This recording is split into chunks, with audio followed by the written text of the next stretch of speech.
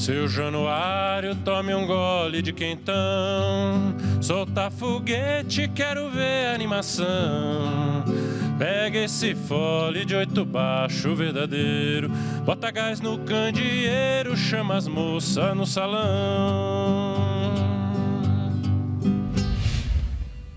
Na venda do seu João Ribeiro, me perguntaram se eu sou cachaceiro. E eu respostei que não sou, não, senhor. Porque cachaceiro é quem faz cachaça, eu sou só apreciador. Quiseram saber, então, que mágoas eu tenho para afogar nessas águas destiladas?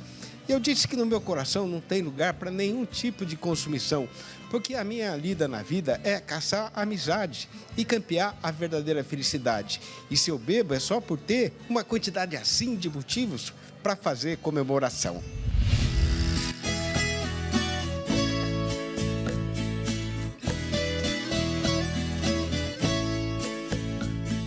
Saiba o amigo que empunha o copo e enseja o papo que as bebidas destiladas são mais antigas do que imaginam muitos bebedores diletantes e praticantes. Contam as crônicas da história universal que o processo de destilação, como se conhece hoje, foi desenvolvido por volta do ano de 3000 a.C., pois a humanidade passou alguns milênios tomando os mais diferentes tipos de bebidas destiladas, até que numa certa quadra do século XVI, as caravelas portuguesas cruzaram o Atlântico e cá vieram a descobrir o Brasil. Opa!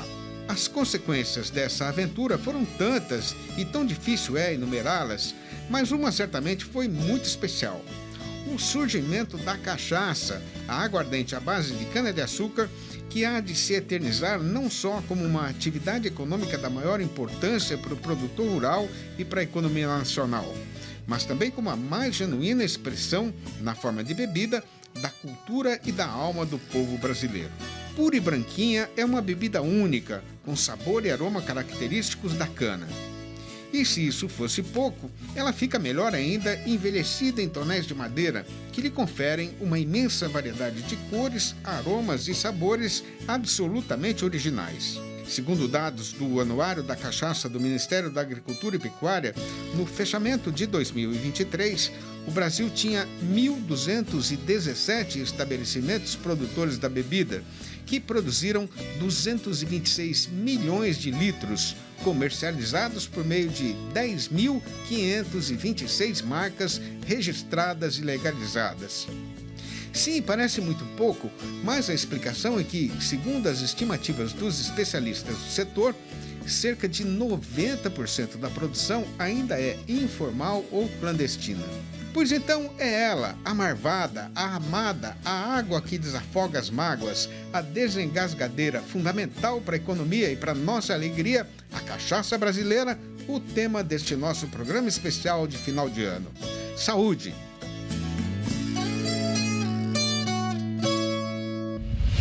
Mas quem é de verdade essa tal bebida que está aqui no Brasil há 5 séculos e ainda é uma grande desconhecida, né? Qual é a sua verdadeira carteira de identidade? E para fazer as devidas apresentações, a gente vai ter a satisfação de prosear aqui com o historiador Lucas Brunozzi Avelar, professor da Universidade Estadual de Roraima e especialista em História do Brasil colonial, que nos dá a honra de ter a sua presença em pessoa e sabedência.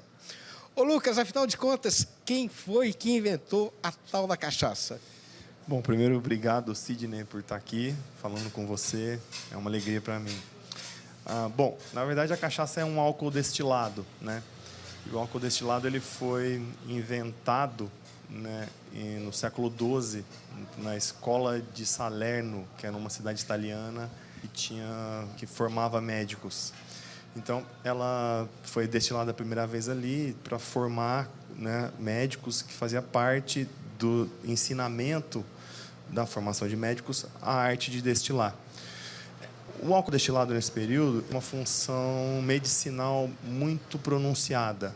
Era uma espécie de quintessência, o elixir da vida, junto com a água, o ar, a terra, o fogo. O álcool destilado servia para curar uma série de doenças, como a febre tifoide, a famosa tifo. A pessoa, quando estava com essa doença, ficava prostrada, afadigada. Então, o álcool entusiasmava a pessoa.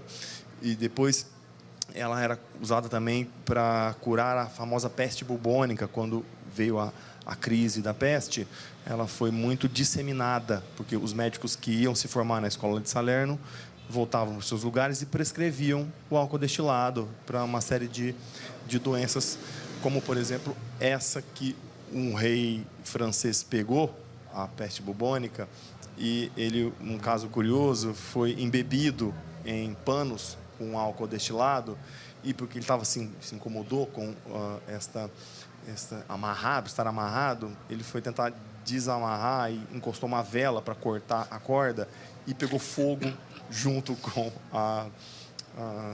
o pano que ele estava amarrado. Então, assim, o álcool tinha essa função de cura, né? Inclusive, alguns acreditavam que ele podia conservar a juventude, uma espécie de fonte de longevidade das pessoas. Agora, Lucas, aquela história, né, de que a cachaça teria sido descoberta, digamos assim, por uma pessoa escravizada que teria sido castigado, né, numa senzala, e havia na senzala um cocho de caldo de cana que teria fermentado acidentalmente, e depois isso volatizou, condensou no teto e pingou, e o escravizado olhou e falou: água ardente. Isso é verdade ou é mentira? Isso acho que é uma boa história de folclore, né, que enriquece a nossa cultura popular.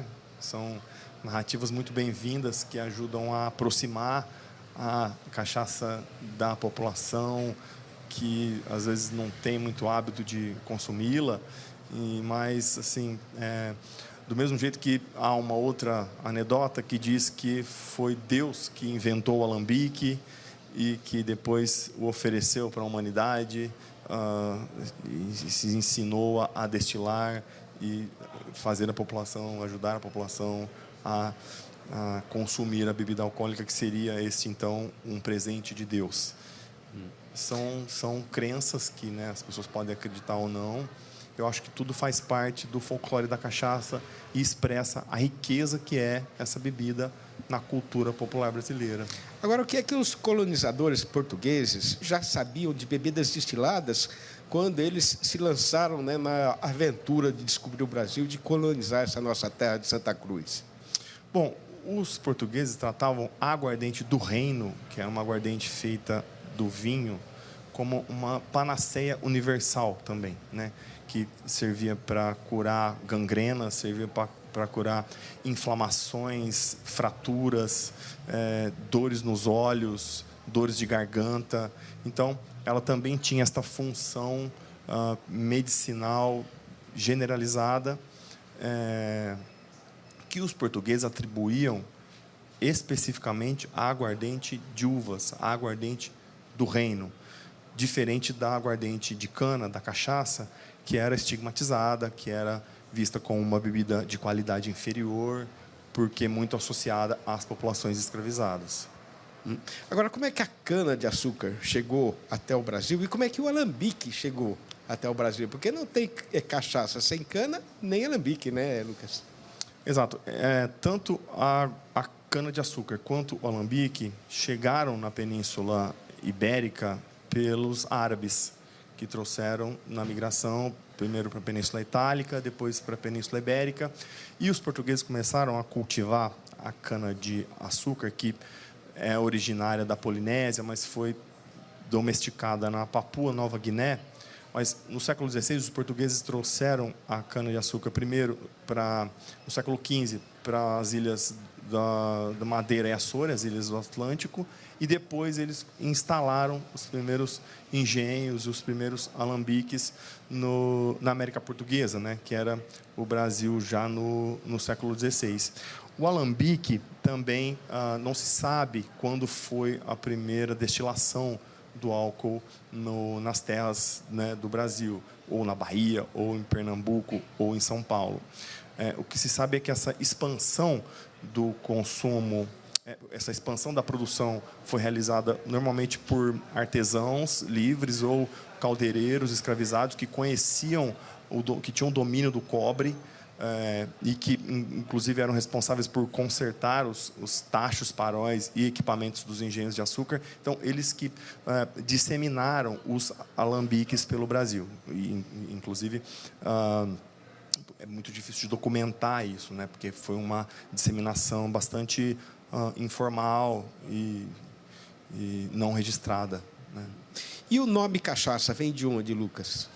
O nome cachaça, ele é um nome que foi, pela primeira vez, segundo o Câmara Cascudo, registrado por viajantes do século XVI no Brasil, mas, segundo esse próprio Câmara Cascudo, foi um poeta português chamado Sá de Miranda que teria dado o nome registrado a cachaça como uma espécie de aguardente de uvas. Há uma sugestão, a ideia de que ela também tenha sido de origem ibérica, mas o fato é que no Brasil ela passou a significar aguardente de cana, e existe um grande escritor paulista chamado Mário de Andrade que, nos seus arquivos, é possível identificar que ele sugere que a cachaça pode ter origem africana. O termo cachaça pode ter origem banto, e que os poetas lusos tenham transcrito esse termo e aí dali veio para o Brasil. Então, hoje em dia, há uma visão consagrada, que é a do Câmara Cascudo, de que o termo teria origem portuguesa, mas é possível questionar isso. Bom, é uma origem muito difícil de se determinar, né?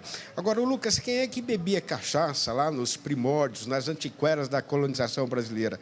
Eram os colonizadores portugueses, eram os senhores de engenho, os escravizados, ou era todo mundo? Era predominantemente uma bebida de população escravizada, né, que consumia porque era uma bebida barata, era uma bebida que completava a dieta alimentar, e era uma bebida que fazia parte de rituais religiosos. Então, ela fazia parte do cotidiano das populações escravizadas. O seu consumo ele foi, por muito tempo, estigmatizado, visto como uma origem de arruaças e doenças e prejuízos para a coroa, mas, mesmo assim, os grupos escravizados fizeram questão de continuar esse uso por necessidade, muitas vezes por causa da fome, muitas vezes por causa da falta de uma alternativa de alívio para as condições massacrantes em que eles viviam. Ô, Lucas, agora como é que foi a participação da cachaça, né, na penetração dos colonizadores pelo sertão? Porque primeiro o colonizador ocupou o litoral. Depois teve uma fase extremamente importante da nossa história, que foi a entrada do sertão adentro, né? Como é que foi a participação da cachaça nesse processo? O grande impulso para a cachaça adentrar ao sertão foi a descoberta das minas na virada do século XVII para o XVIII. Então, os tropeiros, viajantes e população escravizada que ia para os sertões levavam cachaça no seu bornal, na sua capanga, né, porque ela era um alívio, esquentava em momentos de frio, né? Os trabalhadores das minas que trabalhavam em rios gelados consumiam cachaça para esquentar, né, por causa das suas características fisiológicas. O álcool destilado aumenta o batimento cardíaco e então dá essa sensação de calor. Por isso ela foi muito consumida no sertão como um estímulo para o trabalho, né? Muito bom. Evidentemente que nesse tempinho curtinho que a gente tem, não dá para esgotar a história da cachaça, né? Então, você tem um livro sobre isso, né? Como é que é o título mesmo, Lucas? Sim, o livro chama Brasil, Cachaça e Outras Bebidas Tradicionais, que está disponível nas plataformas digitais. Foi publicado pela editora do Senac em 2022. E, então, quem tiver interesse, eu convido vocês à leitura, porque é um tema que eu estudo há muito tempo e tenho muito interesse nele. Muito obrigado. Eu que agradeço o convite e viva a cachaça. Viva! As águas vão rolar, garrafa cheia, eu não quero ver sobrar. Eu passo a mão no saca, rolha e bebo até me acabar, deixa as águas rolar. Se a polícia acaso me prender, mas na última hora me soltar, eu pego, saca, saca, saca rolha. Ninguém me agarra, ninguém me agarra. Se for dirigir, não beba.